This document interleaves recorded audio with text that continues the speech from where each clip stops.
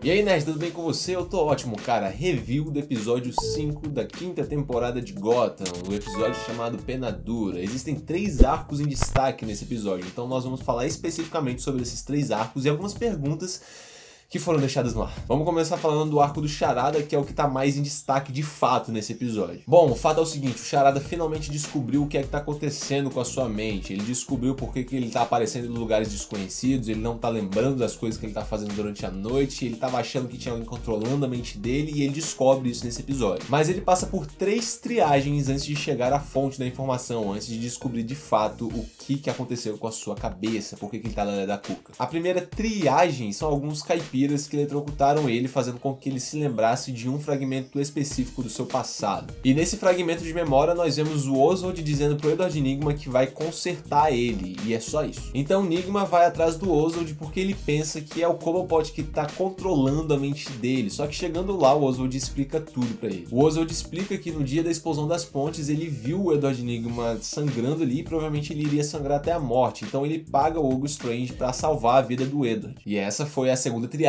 no caso, o Pinguim. E aí nós chegamos à terceira e última triagem antes do Edward Nygma chegar de fato à fonte da informação. Ele precisa passar pela Bárbara antes de chegar ao Hugo Strange, porque ele precisa de informações de onde está o Hugo. Então o Ed encontra o Hugo e confronta ele perguntando: o que você fez com a minha mente, cara? Por que eu tô tendo esses lapsos de memória? Por que eu estou parando em lugares onde eu não lembro como eu parei naqueles lugares? Por que isso está acontecendo com a minha cabeça? E o Strange explica na maior naturalidade possível que ele colocou o chip na cabeça do Ed, e esse chip pode ser controlado remotamente, mas não é o Hugo que está controlando. Ele fala: não sou eu que estou controlando esse chip. Eu dei o controle remoto para outras pessoas, ele diz. E essa talvez é a maior revelação do episódio, tá? Eu acho que ninguém estava imaginando que isso iria acontecer. Existe um recém-chegado na cidade de Gotham que foi enviado pela secretária Walker, eu acredito que seja isso, né? Ele é membro do exército e ele tá ali com uma missão. O nome dele é Eduardo Dorrance, vulgo Bane, e é ele quem tá controlando a mente do Charada. Numa reviravolta, o Eduardo exige do Jim Gordon uma prova de lealdade, ou seja, ele pede pro Jim meter uma bala na cabeça do Charada, só que é claro que o Gordon se recusa a fazer isso. O Jim foge e o Eduardo manda o Nygma ir atrás dele. A missão que foi dada pro Eduardo em Gotham é muito simples de verdade. Ele tem a missão de acabar com qualquer atividade criminosa na cidade de Gotham, ou seja, ele tem que matar geral. Eu não sei quantas pessoas notaram isso, mas o nome do episódio é Pena Dura, e esse nome é o nome de uma prisão nos quadrinhos, uma prisão muito conhecida por encarcerar ninguém menos do que Bane. Essa prisão fica na República Caribenha de Santa Prisca e ela tem total conexão com o Bane. Apesar da prisão não ter aparecido no episódio, não ter tido nenhuma menção a essa prisão no episódio, isso com certeza é uma referência ao Bane, a origem do Bane na série. Agora que o Eduardo foi devidamente introduzido na série, nós vamos assistir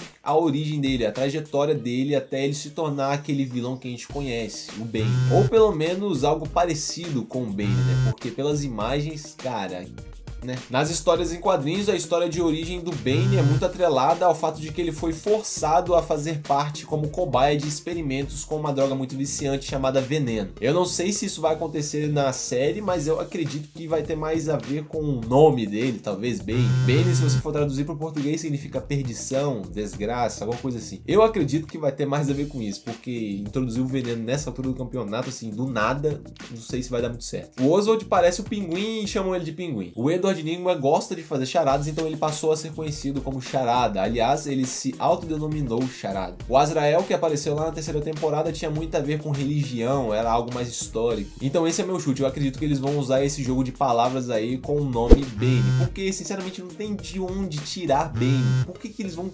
De onde que eles vão tirar esse nome, sabe? Não tem como introduzir isso agora, a não ser usando a tradução, usando esse jogo de palavras. Bom, como era de se esperar, o Jeremiah Velasca não morreu.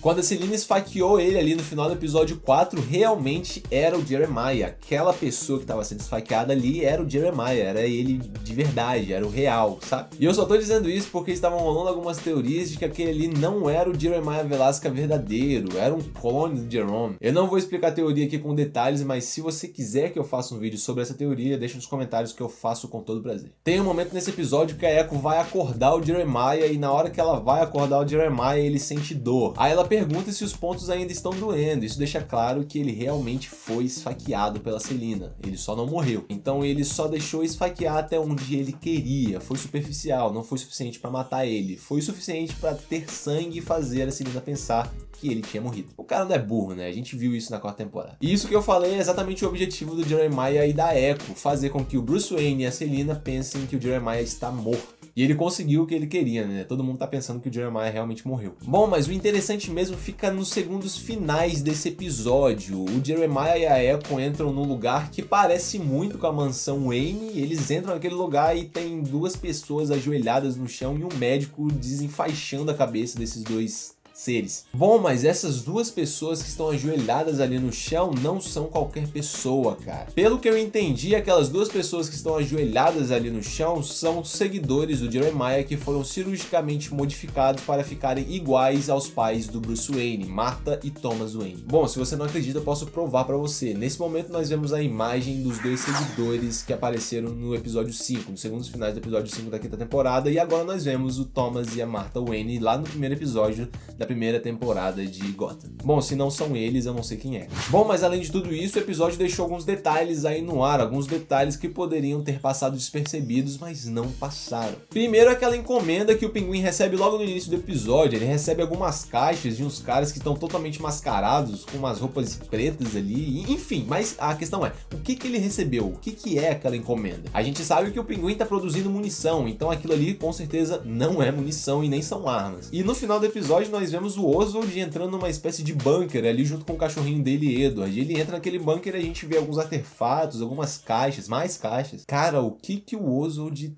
tá tramando? O que ele tá planejando, brother? Bom, uma outra coisa que foi muito importante nesse episódio é que descobriram que foi o Edward Nygma que explodiu o paraíso. Todo mundo tá sabendo que foi ele. O que dificultou ainda mais todo esse trajeto que ele percorreu durante o episódio, de sair da sua casa até encontrar algo Strange. Ele teve que enfrentar essa população furiosa, despistar essa população enraivecida. Então, até que se prove o contrário, pra população, todo mundo tá atrás dele querendo vingança, exceto aquelas pessoas que já sabem a verdade. Então, aconteceu aquilo que eu falei na review do episódio 4, aquela desculpa muito boa que eu falei que provavelmente ele iria dar, funcionou para algumas pessoas. Ele ainda tem que dar essa desculpa pro resto da população de Gotham. Bom, a gente também vê aí nesse episódio o Bruce Wayne meio desnorteado com algumas coisas que a Selina falou para ele nesse episódio. Ela fala que no dia do assassinato dos pais dele, ela tava naquele beco e ela viu tudo acontecer e ela não fez nada porque ela não queria se envolver, ela não queria arriscar a própria pele por outra pessoa. E o que ela quer dizer com isso? Ela quer dizer que ela era assim, ela não se importava com as pessoas, então isso é o que ela é. Então não adianta o Bruce tentar ir atrás dela, tentar salvar a alma dela, tentar fazer ela mudar de ideia, porque isso é o que ela é, ela não vai mudar. Aí o Bruce fala, né, não, você não fez nada porque você era criança assustada. E ela fala, não, Bruce, quem era criança assustada naquele dia era você. E isso tudo deixou o Bruce Wayne bastante vulnerável com relação à família, com relação aos pais dele. Era algo que ele já tinha aprendido a lidar, só que essa ferida parece que abriu de novo. E essa condição em que o Bruce Wayne se encontra, essa condição de vulnerabilidade, é a condição perfeita para o Jeremiah colocar o plano dele em prática. A única coisa que a gente tem certeza é que o plano de Jeremiah com certeza vai ter um impacto muito grande na vida do Bruce, porque se trata de família e ele já tá machucado, a ferida já se abriu, ele já tá vulnerável, vai ser ruim. Isso com certeza vai criar uma rixa bem grande entre Bruce e Jeremiah, com certeza. Ai, mas na moral, antes de fechar aqui o vídeo, que roupa feia, hein, cara? Meu Deus do céu, que roupa feia. Eu bati o olho na roupa na primeira vez que ele apareceu ali no episódio e eu falei, não, mano. Bom, então é isso, eu espero de coração que você tenha gostado. Se você gostou, deixa o like, se inscreve no canal e compartilha com seus amigos. Não esquece de me seguir no Instagram, que é onde eu faço mais postagens. Vou te avisar que tem vídeo novo por lá e de quebra você vai estar me conhecendo melhor. Então é isso, até a próxima, valeu. Todos eles acharam isso demais. Demais no sentido não de ser, poxa, muito legal, mas demais de ser excessivo. A pessoa que fez isso foi longe demais. De duas uma, ou ele conseguiu achar uma explicação muito boa para justificar isso que ele fez, ou ninguém descobriu. E eu aposto na primeira.